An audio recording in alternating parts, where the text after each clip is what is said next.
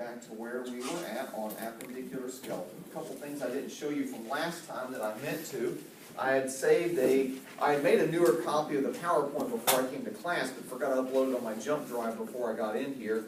So I made a comment about sesamoid bones and this idea of variation that occurs in humans. Remember, sesamoid bones are ones that ossify inside tendons. That's their basic characteristic.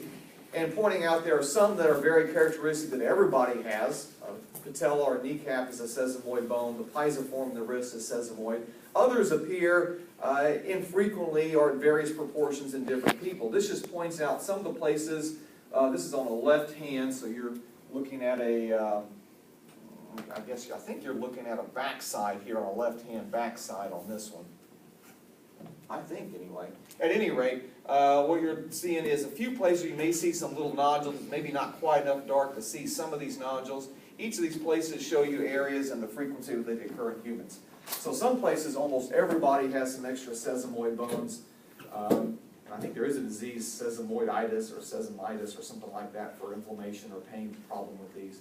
And in some places, they're fairly rare. And it's not pathological whether you have them or don't. It doesn't mean there's anything wrong with you if you have these or don't have these. We left off last time thinking about comparisons between male and female pelvises. And we pointed out that there's strong sexual dimorphism in these. And of course, one of the major reasons for that is for childbirth. Childbirth, it's a pretty small canal through there. We try to drop a fetal skull, it doesn't go through very easily. Don't panic. This is actually a male pelvis. Remember the very narrow pubic arch in the front. Again, illustrating the idea that males are really not morphologically designed to have babies. Females, that's a rearrangement of some of the bones to support that, to have babies. Even then, it's a pretty tight fit. Okay. And now we left off of that. This is kind of where we left off last time. We're going to do the rest of the lower limb, or the lower limbs. Most of these are pretty easy. This is relatively easy, I think, compared to the upper limbs and the pelvis. So we may be able to move through this fairly quickly. We'll start out with the femur. Femur is our thigh bone. Structures on the femur that you need to know. And again, I've got these grouped into a proximal set, that is near the hip, and a distal set, that is near the knee. Okay, for the proximal set, you have this round ball-like structure, which is the head. It kind of looks like the head of the humerus, but this one's set on more of a long, narrow stalk. I don't know if we call that a stalk, but it looks different than a humerus. You can compare that to a humerus; it doesn't look quite the same. That narrow constriction is the neck. So just like you have a neck below the head, a constriction below your head, so too with the femur. Narrow constriction in the neck below the head. This is where a lot of fractures occur, right in that neck area, or the next parts that we're going to talk about. Oh, also, by the way, to get yourself oriented with this bone, if you see one just by itself, how to orient medial and proximal, distal and lateral, it's the exact same as the humerus.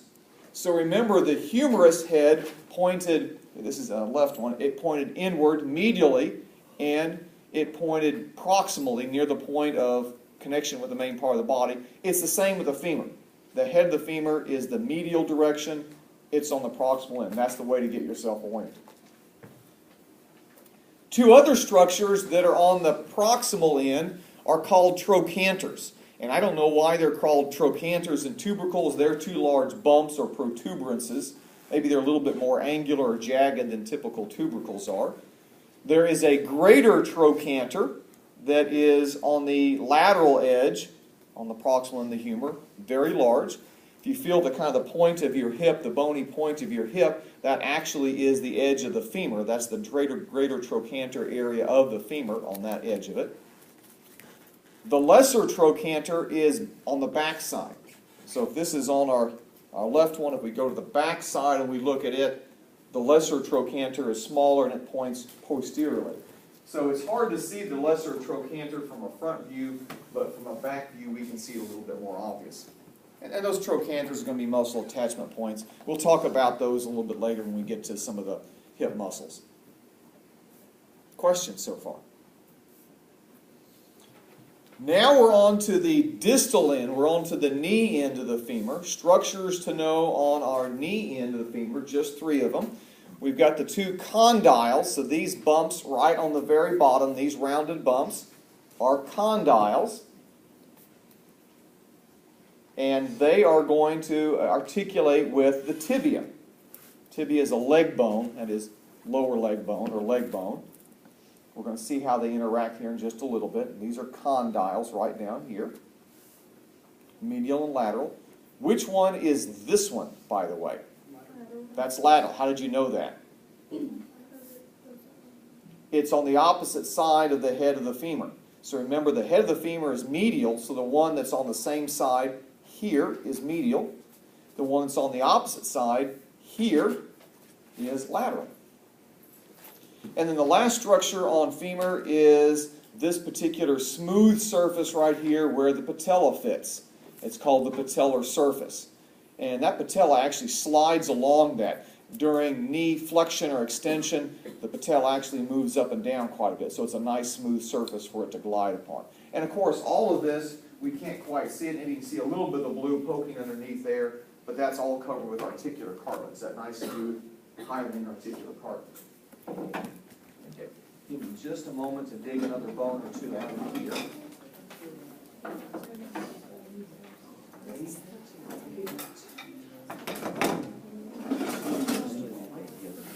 It's like right here, like on the end, it's like a surface of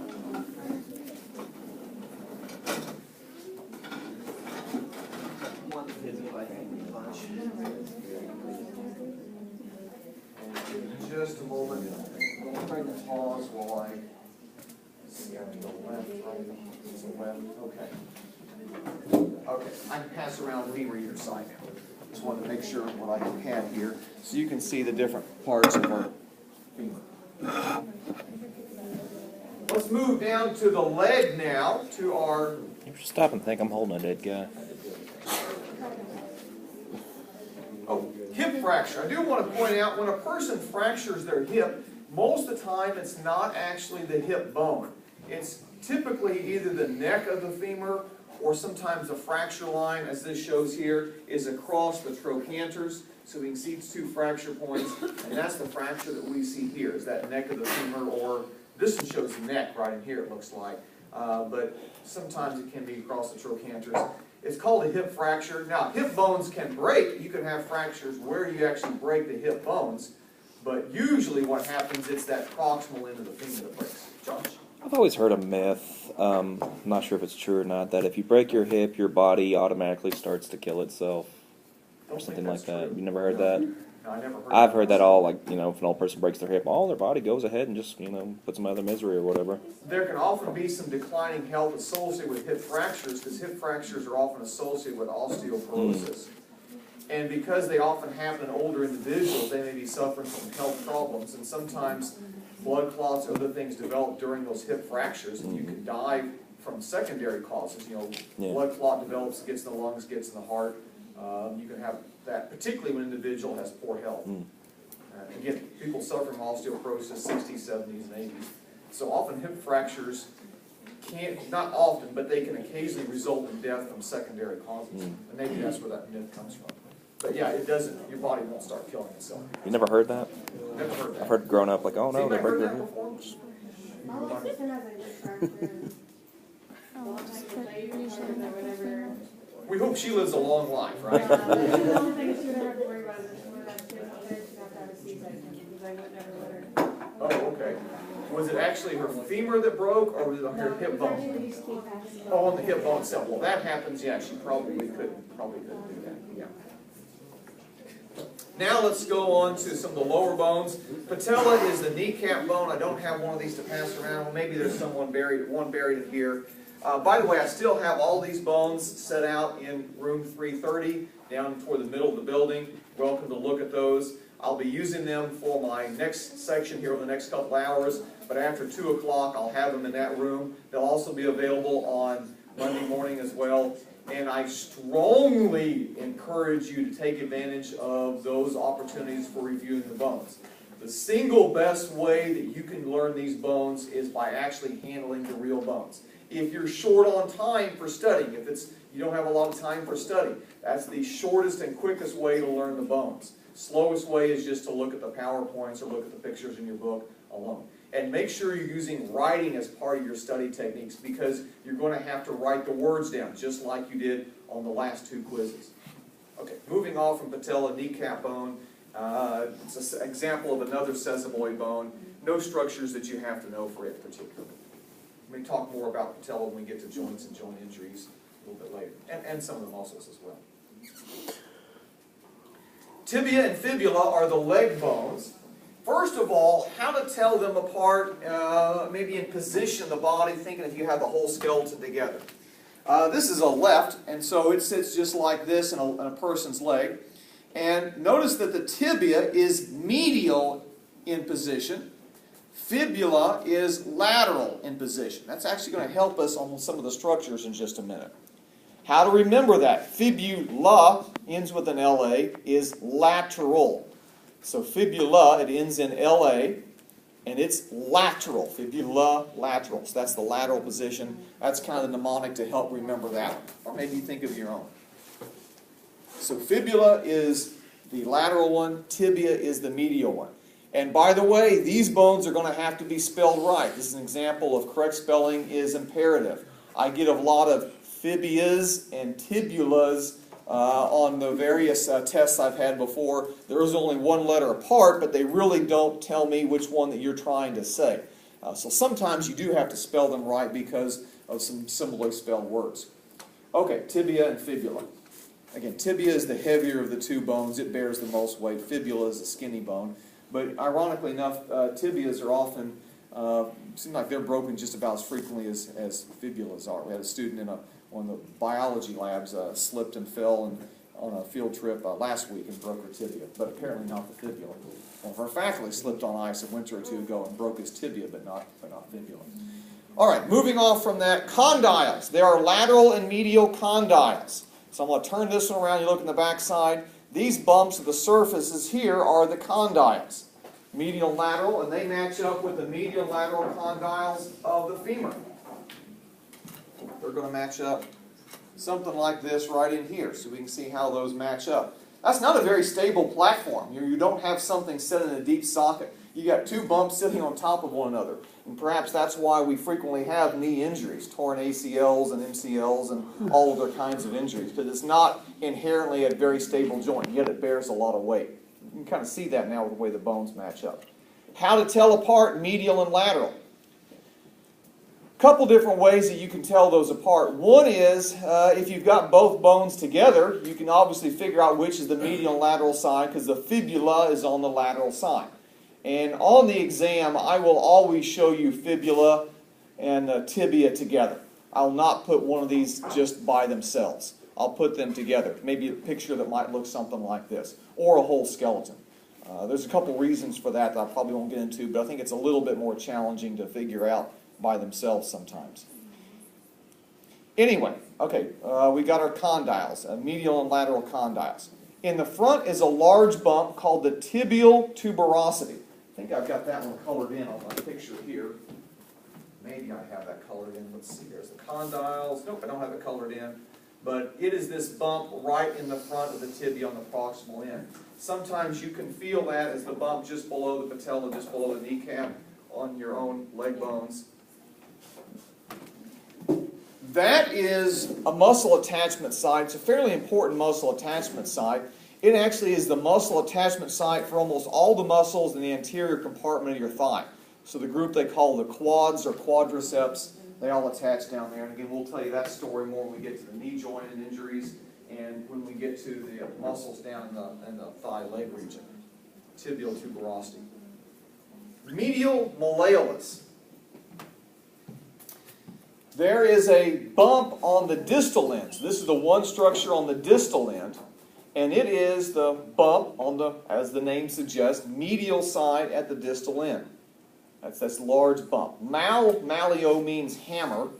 I don't know, maybe it looks like a hammer on this end. I don't quite see that, but that's the name of it nonetheless. That's another way for distinguishing medial versus lateral. The malleolus, the hammer portion, is on the medial side, and so you've got medial condyle matching up with medial malleolus. Fibula. Fibula is a skinny bone. We mentioned it as the lateral one. Two structures on it. They are proximal and distal. The proximal one is the head. The distal one is the lateral malleolus. Again, it forms a prominent bump projecting out to the lateral side. They look actually fairly similar. You can tell those apart, but again, a little bit beyond the scope of this class. I really would like a lab activity to work on telling those apart because they're a little bit more challenging. So again, you're going to have a bone put together for fibula. It's always going to be sitting with a tibia, and you can figure out proximal versus distal in the tibia pretty easily, and that'll help you out there. By the way, you can feel these lateral and medial malleolus on your own ankle. So when you feel your ankle and the bony bumps that are to the side, the medial side is actually not an ankle bone. So if you bruise that bump, technically it's not an ankle bone. It is the end of the tibia, the medial malleolus. Or if you have a bad bump on that bony projection off to the lateral side, that's actually the fibula. It's actually a leg bone, and that's the lateral malleolus of that. Any questions on those? I'll pass around one direction that's put together tibia fibula, and I'll pass around the other side just a separate tibia and fibula. I'm not sure if these match up or not. Yeah, I think they actually do here. They'll match up like that. Questions on tibia fibula? Now we're down in the foot-ankle region, and again, this is organized very similarly as is the hand-wrist. So there's a number of bones that form the ankles. They're collectively called tarsals. There's 5 bones that make up the foot called metatarsals, and then a whole bunch of bones that make up the toes. And we use the word phalanges for those. So phalanges refers both to finger bones and toe bones, basically digit-forming bones. Let's do the ankle bones first.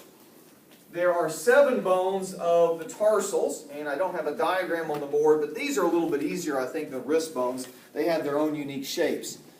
The largest of all the ankle bones, the tarsal bones, is the calcaneus, and that makes up the heel. So if you're taking notes, calcaneus is going to make up the heel. We look at one view of it right here. This is a top view. Or looking at the side, you're seeing here that the large bone off to the side makes up the heel is the calcaneus. That's the largest of all the bones.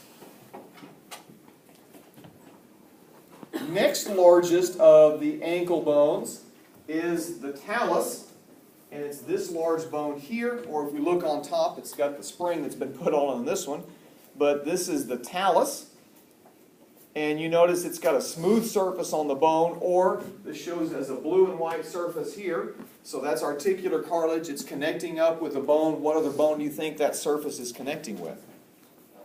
Tibia. Mostly tibia, yeah, a little bit of fibula as well, but mostly tibia.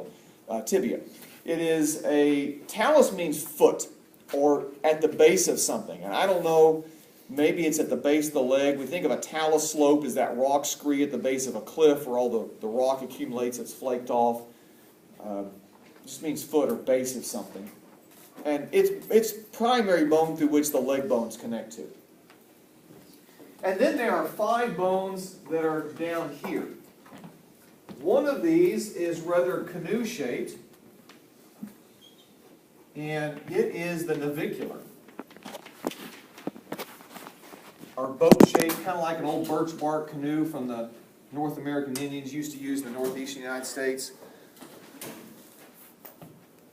Navicular refers to navigate, and we might think about the original Greek or Romans.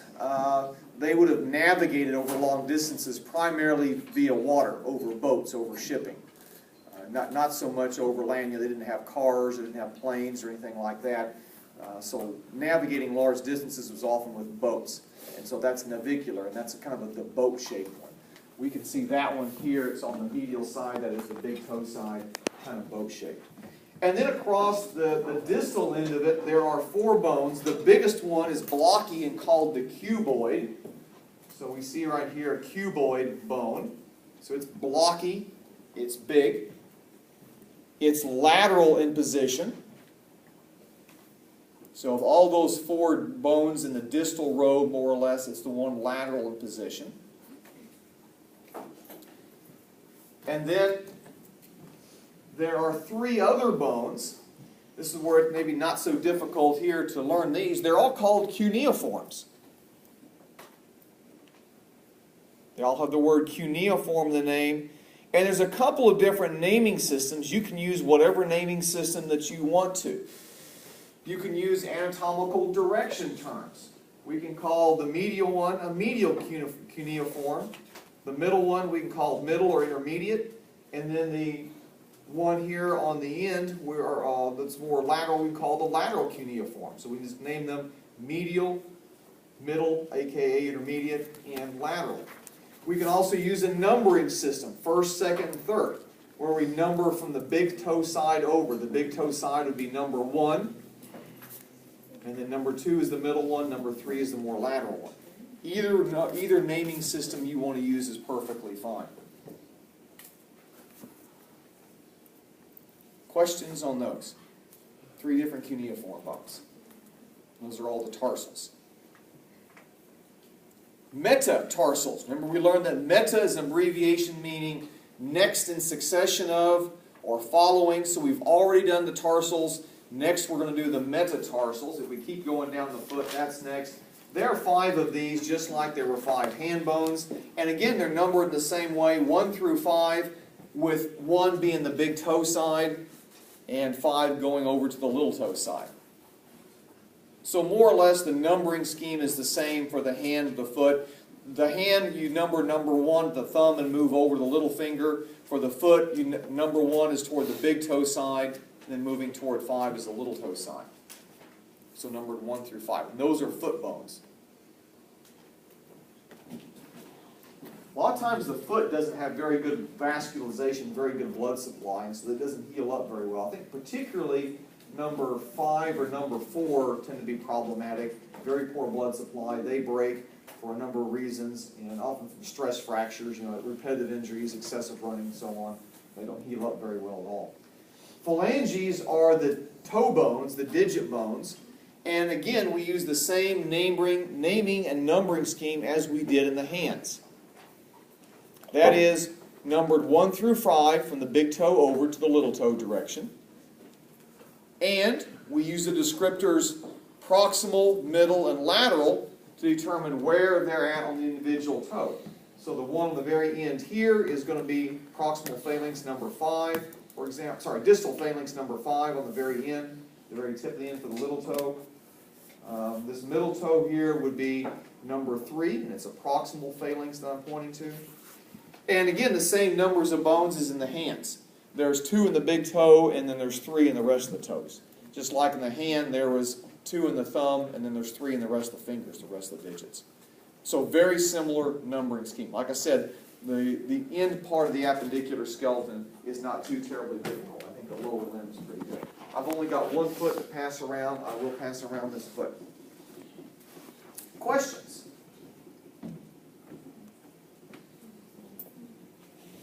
Okay, this ends all the new material that's fair game for the test on Monday. Don't forget the test on Monday is going to include all the way from the start of anatomical terminology. So that was part of Chapter 1. It includes anatomical terminology, part of Chapter 1. Moving on into integument, then to bone tissues, and then finally into axial and appendicular skeleton. So remember where it covers the particular test on. Okay, what I've got for review is just a few questions, a few clicker questions here where the iClicker questions come in today. A few questions to see where you're at. You can test yourself, see how well you're doing on various diagrams. Most of these are appendicular, but I think there's a couple of axial in there as well. And our first one here. Let's see how well you do on this one. Kind of gives you a feel for where you're at, how well you know these particular bones. Again, don't forget it's more than just bone ID on this exam. That is a significant portion of the exam, maybe almost half of the exam, but it is, but certainly not all of it. Don't forget about studying bone tissues, integument, anatomical terms, and so on. Let's see how well you do here. And again, you're welcome to use your notes at this point if you need to, or if you want to try it without your notes, see how well you know it. Good feedback from that. Okay, what bone are we looking at colored in green? And you guys picked on this one mostly. You picked a lot of A. A is ischium, and that is correct. It's kind of weird to say, but most CHs are pronounced with a hard K in Latin and science. Kind of weird to think about. Okay, next clicker question that asks for structure, and if you can't quite read, so we've got purple. Oh, you ought to get this because it was on the quiz today. That's too easy. You had greater sciatic notch, greater trochanteric crest, obturator foramen pubis. Ought to be 100%. So even if you didn't get this on the quiz today, hopefully you learned from your mistake or error or problem, and you can actually try to get this time around. Yeah, the quizzes don't really affect your grade a huge amount. It's a test that primarily determines your grade. Your quizzes, more than as an effort to assess you guys, they're a learning process. So if you learn from the quizzes, you're doing good. Okay, let's see, you guys picked on this one. Okay, yes, 100% outstanding, good. And this looks like, oh, we did that. It was on the quiz too. Okay, that one's too easy. We know that one's sacrum already, so let's skip over that one because we've done that one. Oops, let's see here. Take that off, sorry. There we are. Okay, we'll do this one. What do you think this one is?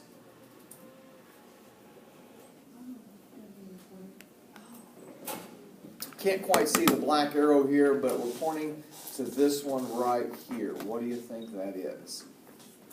Do you have this PowerPoint on Blackboard? This one is, yeah.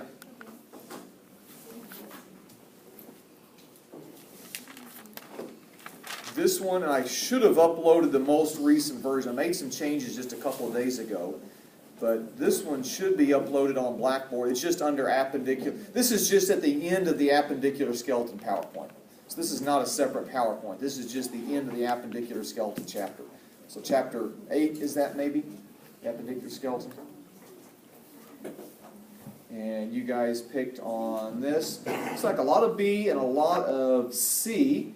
And let's see here. Sorry, a lot of D. So a lot of D. This is the, let's see. If you picked proximal phalanx number 5, that is letter D, you would be correct on this one. Okay, we can eliminate all of them except for basically B and D because we're in digit number 5. So nobody should have picked anything other than just B or D because you should have known this is number 1, 2, 3, 4, 5. You should have got that numbering scheme already. If you didn't, you weren't paying attention just a few minutes ago or weren't taking notes. Now, which one is which? Can you see this is going to be here a metatarsal, so that means all 3 of these are phalanges. Notice they're pretty small in the toe, so don't mistake that they have to be real big. Some of those toe bones, those phalanges, are actually quite small. So it's a proximal one. D is the correct answer here. Okay, next clicker question.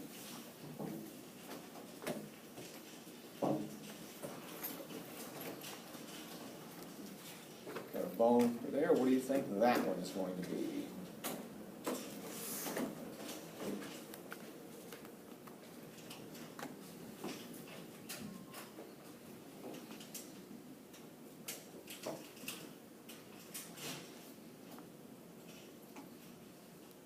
Okay, you guys chose on this. What'd you pick here? A lot of B. It's the cuboid or cuboidal bone. Very good. That's the cuboid bone. Here are the cuneiforms across the front. There's a lateral, middle, and our intermediate and medial one right over here. Alrighty, let's see what my next thing is. Okay, good. I didn't point to that one. Let's say, okay, now you should be able to vote in on this one. Another bone. What is that one right there? Yeah, I know some of this. I don't expect all of these you'd be able to get right away because we've covered them in class, but you haven't had time to study these yet. So you might have picked this up from the class, or you can use your notes and figure this out, but you might not have all these down quite yet. Some of them you can definitely eliminate.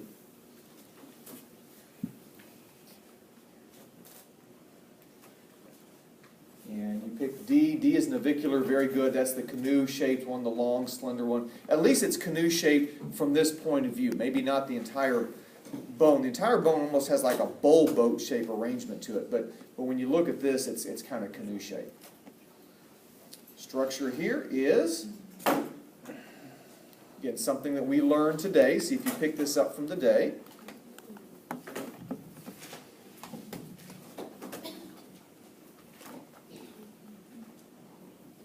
What bone is this, by the way? Femur. Yeah, it's the femur, so maybe that helps you. There's the femur. You guys selected on this. Should be, pretty close to 100%. How did you know lateral is the correct answer? How did you know it was the lateral condyle? Because the head is medial. Ah, very good. It's opposite the head of the femur. Here's the head of the femur up here, and it's on the medial side. Just think about your own body if you're unclear. It would have to point in medially for it to work, for a femur to work. So that means this is the medial side, this is the lateral side right over here. Okay, function. I mentioned this one in passing, so let's see if you pick this one out. Although you should be able to, given the choices, you should be able to eliminate enough to figure this out. Just think about where it's at anatomically, how it works. You ought to be able to figure out what it probably does, what its purpose is. Okay, and let's see if we got pretty close. Okay, a little bit more variable there. D is the correct answer, muscle attachment. What is that structure, by the way? That is the greater trochanter. Yeah, there's the greater trochanter. We can see a little bit of the lesser trochanter poking up here. It's not going to be fibula or tibia because they're down here. This is the knee joint. Those are leg bones. So this is the knee joint down here. So it wouldn't be tibia or fibula. What part of this bone here articulates with the hip bone? The head. The head of the femur right here. Here's the head. That is what would fit in that acetabulum, that socket that would connect with the hip bone there.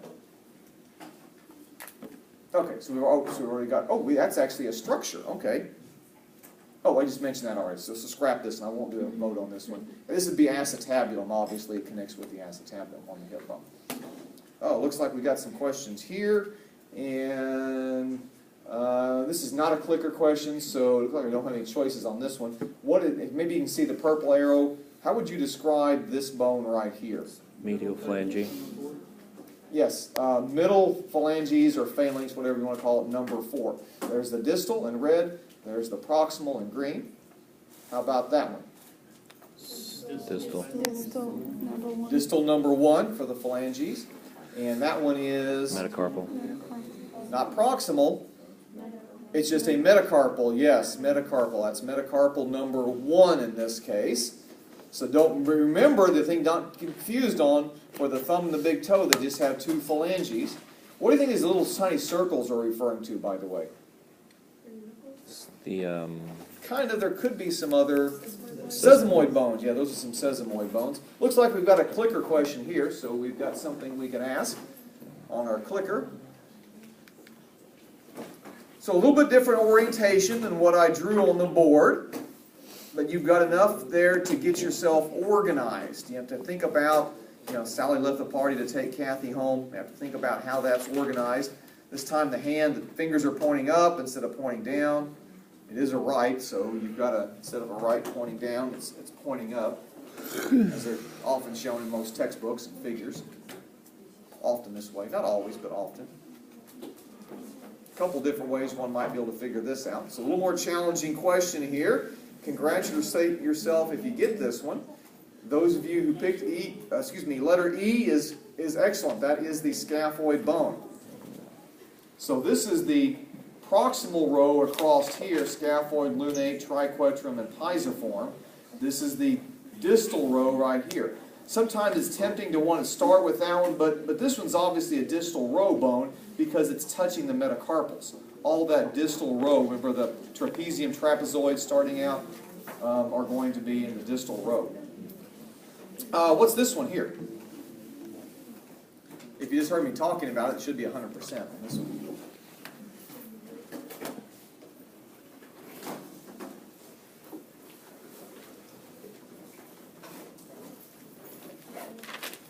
Picked on this one. Pisiform is correct here. Everybody should have got that because I just pointed it out on Looks like one last one right here on this slide, then we'll move on to our next slide. This one is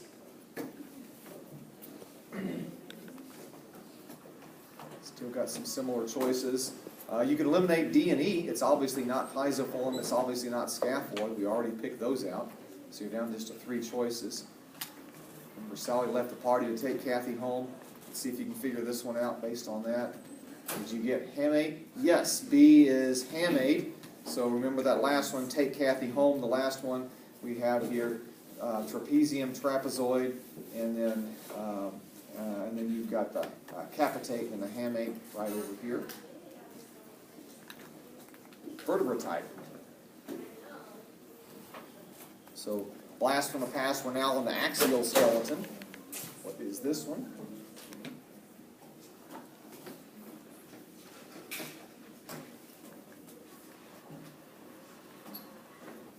Okay, you guys chose here. Should be some landmark to really help you out here. Best choice here is, this is a typical cervical vertebra right here. So letter C on this one. So only half of you got that right. How did you know it was a cervical vertebra? Yeah, it has these foramina on either side right here. Now, it might look a little bit like an atlas or an axis, and that's not a terrible choice, but it does have a body, an obvious strong body, so that eliminates atlas, and you don't see that projecting point. If I wanted to show you axis that has that big projecting point that bends, I would show it to you in a different view, or maybe give you 2 different views of it, so you could obviously see that dent. It would make it where you could see it easily. So it is not terrible if you would have picked maybe axis on this, but cervical is the correct answer on this one. Here's same set of choices. Try to figure out this one, best choice here.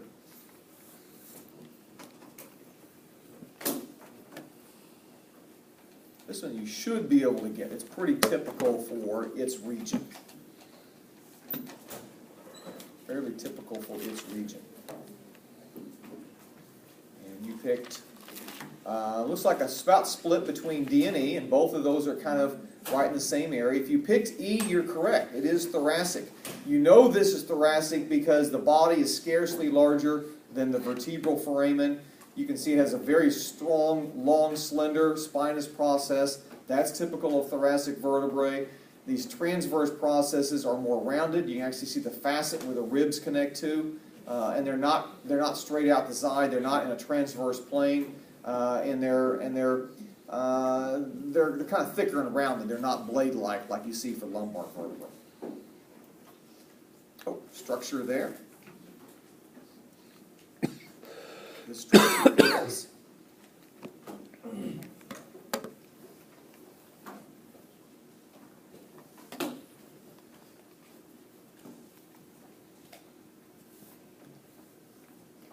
selected on this one. D is vertebral foramen. Oops, actually A and D both work. Why do I have 2 correct answers up there? Okay, I have to correct that one. Yeah, A and D are both correct answers. Sorry about that. I didn't realize I had 2 correct answers on that one. So either intravertebral foramen or vertebral foramen work. Sorry about that. Didn't mean to be confusing. Didn't realize I had put up 2 correct answers on that one. Let's see here. Oh, I already pointed out the spinous process there. So let's skip on. Oh, that's a good question. Let's think about this question. What goes through that structure?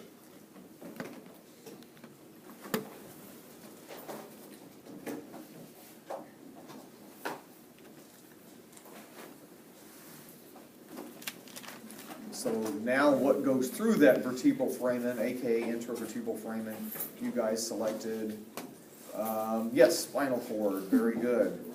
Let's see if I've got maybe, I think this is my last picture right here, so we'll do this one right quick as our last picture.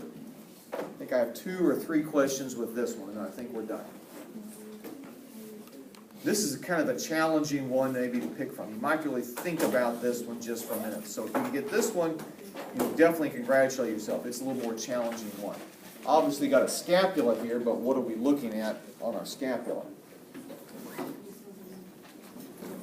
Coracoid process, very good. That is correct. Coracoid process. You can see that one pretty easily. Last one we're going to do right here. Jumpy today. The claim is closed. Oh, let's try that again. Thank you. Oh, there's no B, there's C and C. Oh, okay, make obturator foramen B.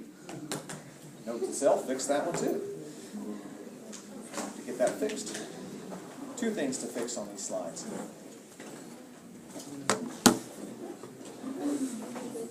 Okay, and so B is going to be obturator foramen, C is going to be subscapular fossa. You guys chose on this. The correct answer, you now know it as C. It is the subscapular fossa. Yes, that's the inner side of the scapula. We're going to stop there and see y'all either at